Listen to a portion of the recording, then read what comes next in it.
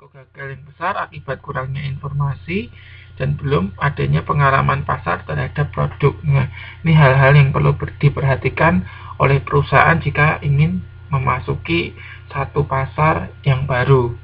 Nah, kemudian konsumen juga memiliki kebutuhan untuk mengetahui agar bisa membentuk sikap terhadap produk. Jadi awareness konsumen ini perlu dibangun dulu. Oh, ini produk ini kita butuhkan loh, konsumen butuhkan loh. Nah, ini juga perlu diperhatikan ya. Nah, yang kedua, pertanyaan kedua yang perlu kita jawab adalah mana yang lebih baik? Kita mau masuk pertama atau masuk yang berikutnya, late entry atau first entry. Nah, untuk first entry dan late entry itu ada keuntungannya atau benefitnya masing-masing. Nah, untuk perusahaan yang menjadi pemain pertama atau pionir gitu ya, memiliki beberapa keuntungan. Misalnya menjadi pilihan pertama karena akan meluncurkan produk pertama, jadi konsumen akan tahunya oh ini kalau produk ini gitu ya, karena perusahaan ini yang meluncurkan yang pertama kali. Kemudian bisa menentukan aturan permainan, keuntungan di bidang distribusi, skala ekonomi dan pengalaman, biaya peralihan, dan poin berikutnya. Kemudian untuk benefit untuk late entry juga ada gitu ya. Yang pertama adalah kemampuan mengambil keuntungan dari kesalahan positioning pionir. Nah, karena apa? Karena late entry ini bisa mengamati dan bisa mempelajari apa yang sudah dilakukan first entry. Oh, ternyata first entry salah di sini gitu ya. Akhirnya ini menjadi keuntungan. Oh, karena ini first entry melakukan kesalahan, kita bisa belajar dari kesalahan yang dilakukan oleh first entry. Keuntungan lainnya misalnya kesempatan memperoleh keuntungan dari kesalahan pionir, sama ya dengan poin yang pertama sebetulnya, dan kesempatan memperoleh keuntungan dari kesalahan pemasaran pionir, dan dua poin berikutnya yang bisa dibaca sendiri. Nah, kemudian hal lain yang terkait dengan strategi pemasaran untuk pasar baru adalah ini. Jadi program pemasaran strategis seperti apa yang perlu dilakukan untuk pionir.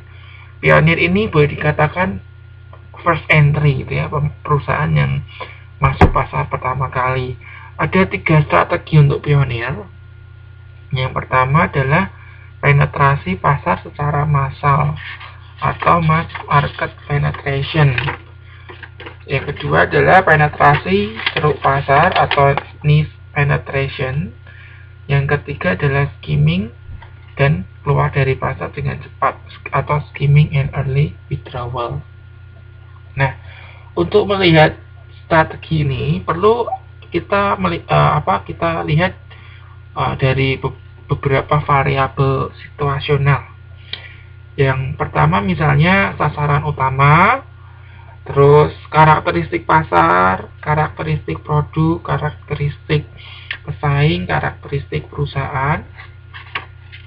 Kemudian, nah ini ya, beberapa variabel ini kita bisa lakukan untuk membedakan step strategi. Misalnya, untuk sasaran utama ya, mass market penetration itu sasarannya ada 2. Yang pertama adalah memaksimalkan jumlah pencoba dan pengadopsian dalam pasar total. Itu yang pertama, sasaran yang pertama.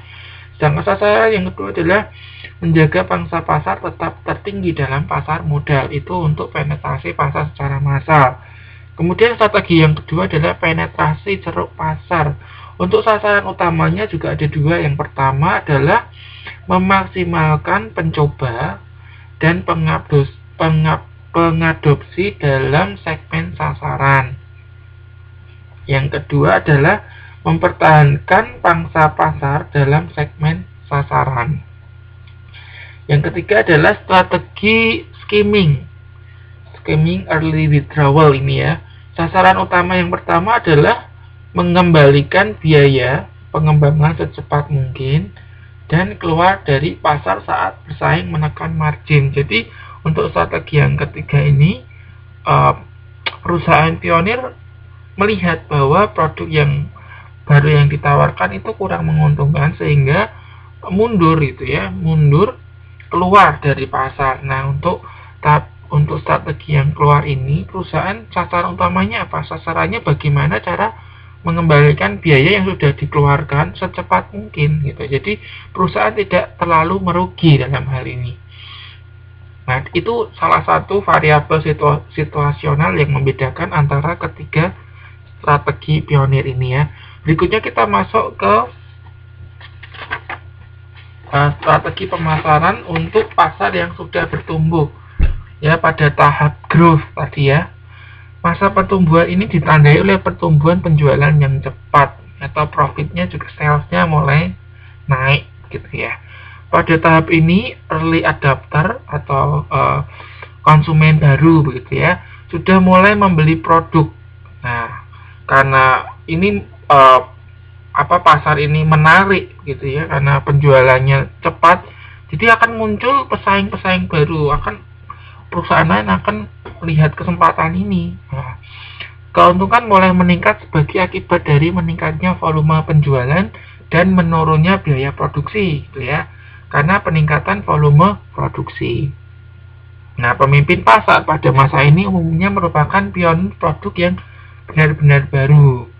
Jadi market leadernya adalah mereka-mereka yang perusahaan-perusahaan yang meluncurkan produk pertama kali. Nah, sedangkan penantang pasar atau market challenger adalah perusahaan yang masuk kemudian atau late entrant. Ini beberapa karakteristiknya. Nah, kemudian karena ada dua hal, ada dua macam perusahaan. Yang pertama adalah perusahaan pemimpin pasar atau market leader, dan yang kedua adalah market challenger. Makanya strategi ini akan dibedakan menjadi dua. Yang pertama adalah strategi pemasaran untuk pemimpin pasar atau market leader. Ada 5. Yang pertama, strategi pertahanan posisi, pertahanan sisi, konfrontasi, ekspansi pasar, kontraksi atau keluar gitu ya. Nah, sama seperti strategi pemasaran untuk pasar baru, jadi ada beberapa variabel situasional yang bisa kita pakai untuk membedakan tiap tipe strategi pemasaran untuk market leader ini atau pemimpin pasar ini. Misal sebagai contoh kita ambil variabelnya untuk tadi kita menggunakan variabel sasaran ya. Coba sekarang kita menggunakan variabel karakteristik pasar. Nah, untuk karakteristik pasar di strategi pertahanan posisi, pasar itu relatif homogen dalam hal kebutuhan dan kriteria pembelian konsumen. Preferensi kuat untuk produk pemimpin pasar di antara segmen konsumen paling besar. Jadi di sini karakteristik pasar lebih tendensinya ke market leader ya untuk pertahanan posisi ini.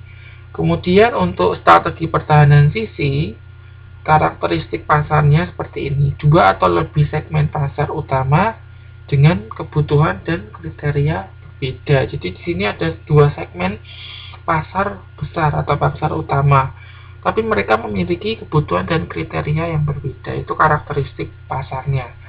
Kemudian untuk karakteristik pasar konfrontasi, strategi konfrontasi ini, pasar relatif homogen dalam hal kebutuhan dan kriteria pembelian.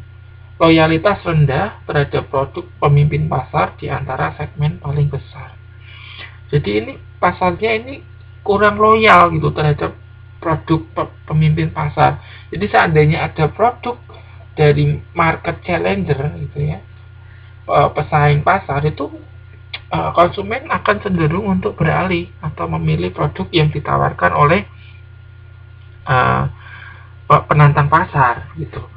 Kemudian yang berikutnya strategi ekspansi pasar, karakteristik pasarnya itu relatif homogen dalam hal kebutuhan dan pembelian, kriteria pembelian. Penggunaan berbagai produk membutuhkan atribut produk dan layanan berbeda. Tuh ya, itu karakteristik pasarnya. Kemudian untuk strategi kontraksi atau keluar, karakteristik pasarnya sama, homogen dalam hal kebutuhan, kriteria pembelian dan potensi pertumbuhan. serta penggunaan berbagai produk membutuhkan atribut produk